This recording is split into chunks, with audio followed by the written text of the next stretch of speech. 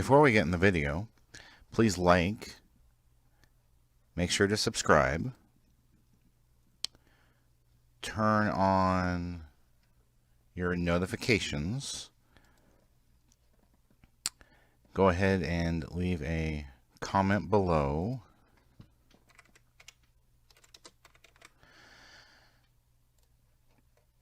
and click on the how you can help, which brings up the Family Friendly Game website and gives you lots of ideas how you can help us. Thank you. Hey everybody, Paul Burry, Family Friendly Gaming. This is an FFG Chronicles, and this FFG Chronicles on why didn't you cover me? This is funny. I get this from time to time. There will be someone in PR and marketing, and I love how they're always PR and marketing when they want you to cover their press release, but they're not PR and marketing when you're like, hey, can you sponsor us or do an advertisement? That's just a little sidebar. So they're like, why don't you cover this? Or the funny thing is, they might send you a press release like the next day. So let's say, I don't know, they send you a press release on June 30th, and you didn't cover it. So then they send it to you again on July 1st. Like, and then like if you still don't cover it, they'll be like, hey, did you see this? Yeah, I saw it. Like, now they've done 3 contacts trying to get you to cover their press release, and then they're like, you gonna cover it? You gonna publish it? You gonna post it? You gonna put it on your website? You're like, no, not gonna happen. And so then of course, you know, inevitably the next thing that happens is they're like, well, why didn't you cover this? Why didn't you do that? There are a variety of reasons we don't cover some stuff, okay? First and foremost, we cover EC to T rated games, okay? So that's the things we cover. Now there are some T games, as the ESRB is extremely lenient, that we're like, I don't think this is too great. This, not that big on this one. And so those were just like, based on content, won't cover. Another possibility of why we don't cover something is I'll have people lie to me in PR and marketing. And if they have a history of lying, I'm not that big on covering their product. And I don't think they're telling me the truth. And I'll give you an example. Elder Scrolls Online. So when Elder Scrolls Online first came out, I knew that the Elder Scrolls franchise had been T. For one game. Became M. Well, I know one had been, like maybe 3 had been T, and then 4 and 5 had been M. Everything else were M. I don't know what the first M, where the first two. They were M. Were they? Okay. There was an outlier. Okay. So, since there had been some history of a T game, I wanted to know, was the online going to be T to try to reach more people, or were they going to go M? Were they going to, be macabre and morbid? So the people in PR and marketing that represented that company sent me an email and said, oh yeah, it's going to be T, don't worry about it. So we covered it. We covered that game until it got to the point where it had an ESRB rating on a trailer, and it was M. I was like, wait a minute, you told me T. And it's amazing, when I ask them and I confront them about their dishonesty, their lack of integrity, they don't reply. And I have never understood this about PR marketing. I don't understand why the people in PR marketing can't be bothered to fess up to their mistakes. They get mad at you for catching them lying. And I don't get that. I don't get it. You know, they should be like, you know what, I made a mistake, I'm sorry, I was wrong. I was just trying to get coverage, you know. So when places do stuff like that, they lose my trust. And when they lose my trust, they send me something else, I'm not sure. I'm not on the fence on that. I'm like, I'm more like, I'm not going to cover until I find out that it is going to be T. You know what I'm saying? Like, so when they have broken that trust, I make sure first. Okay. Because we've been burned, not just in that instance, we've been burned by other companies where we look at something based on what they show us, we go, oh, this should be like, you know, E10, maybe T. And then it comes out M, we're like, oh, okay then. So I said, you don't always know based on the limited information they give you where it's going to be. in rating wise, or it could be some PC game. And like I said, they're showing you the best parts of the game, so you'll give them fanboy yay plus coverage, right? That's what they want. That all these companies, they love working with the fanboys who love whatever they do so much that they're going to sit there and just blow all the smoke at the honeybees to get the honey, the bees, honey. Anyway, if you know about the whole smoke thing with honeys, you know about that. But that's another reason we don't cover it.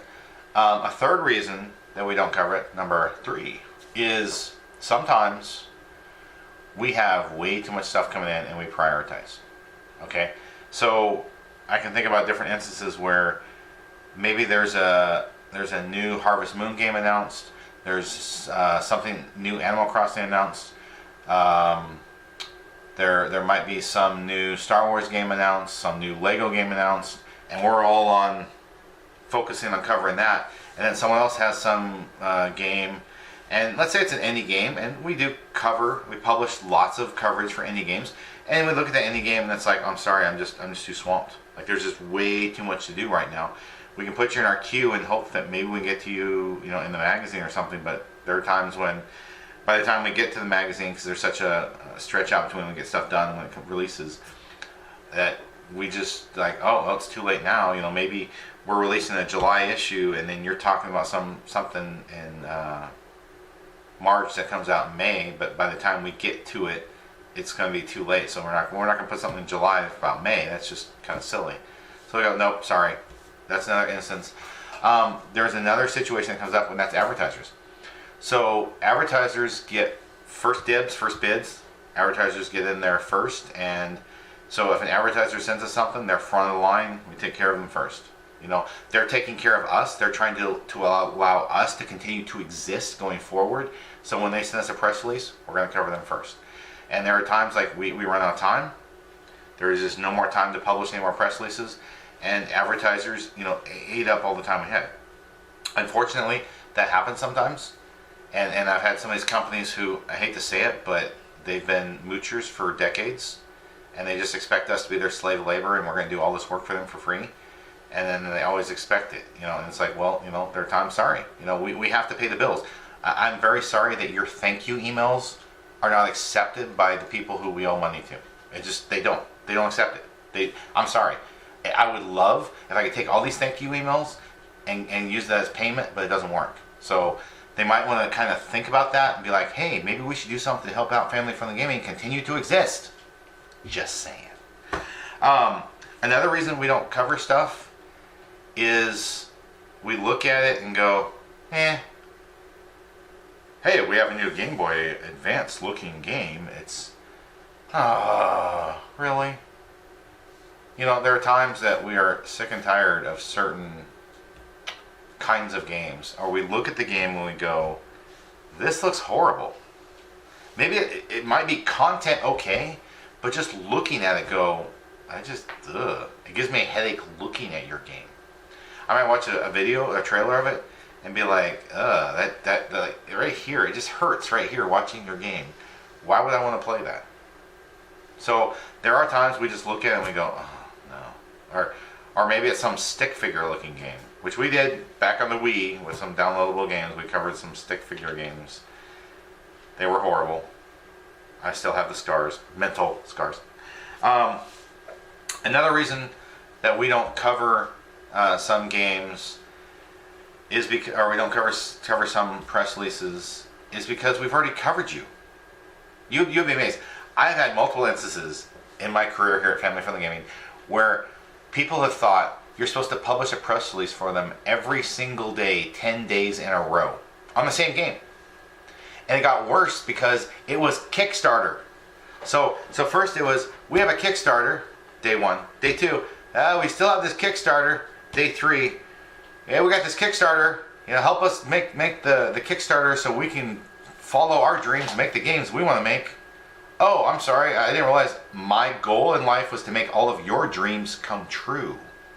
I didn't realize that that's what I'm supposed to do. I'm supposed to make your dreams come true. Really? That's my goal? That's my life? That's my ambition? Come on now. So then the fourth or fifth day, they got all the funding they wanted. And then they were like, publish more about us so we can get stretch goals. So you've reached all your goals, and now you want even more. You're like an endless pit. So they sent us stuff 10 days. Didn't cover them. And here's one of the reasons why we don't cover stuff when they send it to us too often. It's too familiar. So if it's too familiar, I figure we probably already covered it. Like, you know, if I'm seeing the same thing, and the other thing I love when they do is like, our game comes out in 5 days. Publish a press release that our game comes out in 5 days. No. You know why? Because in 5 days, here comes another press release that's exactly the same as that one. It doesn't say released in 5 days, but it says it's out today. So why would I publish one in 5 days?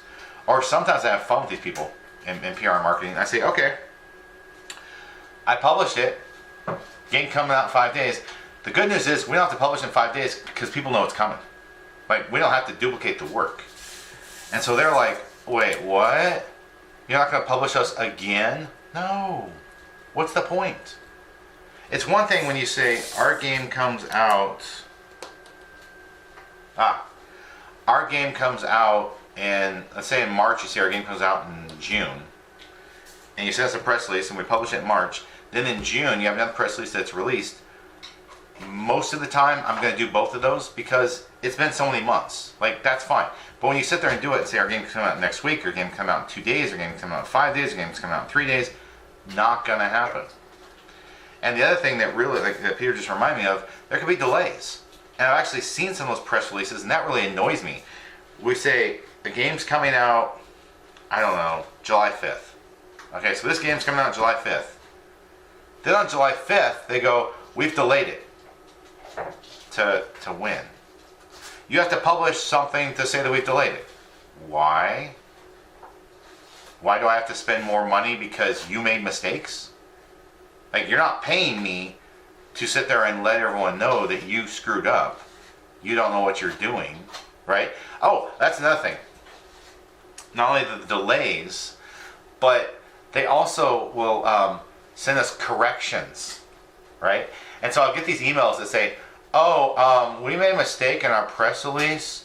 We were rushing to get it out the door, and we had bad quality, and we're complete morons. So could you please change it to say this? Excuse me? I have to pay for your mistake. Why don't you provide some payment? So usually I go back to them and say, we're happy to spend our money on giving you even more coverage to fix your screw up. We're pleased to do it. Now, we just have a small fee for that service, for that work order, because it's a work order. They're asking you to do work for them, but they're not paying for it. Imagine going to a restaurant, right? And you go to the restaurant and you order the food and you say, I didn't like the hamburger. I want the hamburger done differently. They take it back, they go change the hamburger, they bring it back. And then you go, all right, have a nice day, bye. I'm not going to pay. Excuse me? No. You don't require work and just walk away. That's rude. That's why we talk about we're not going to be treated like slave labor, because too many in PR marketing act like we're slave labor, and we say no.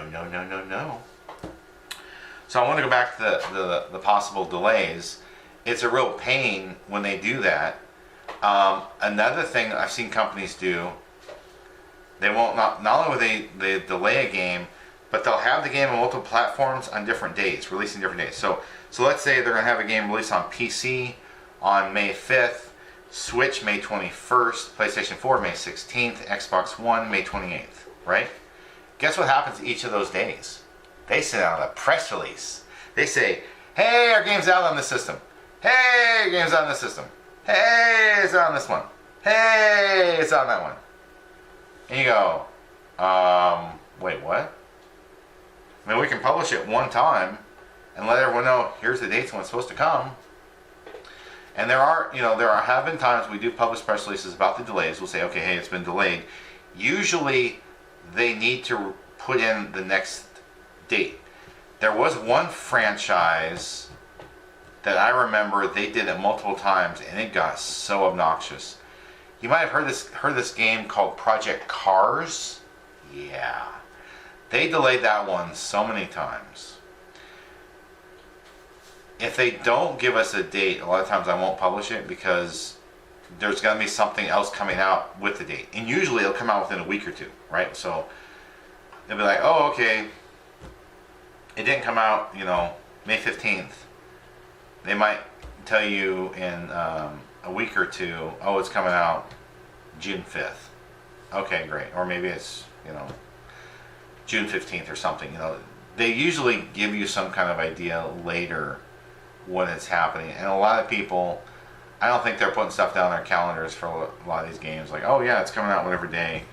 And I also feel like there's enough places that are telling you, what's happening, that we don't have to be one of a billion telling you the same thing.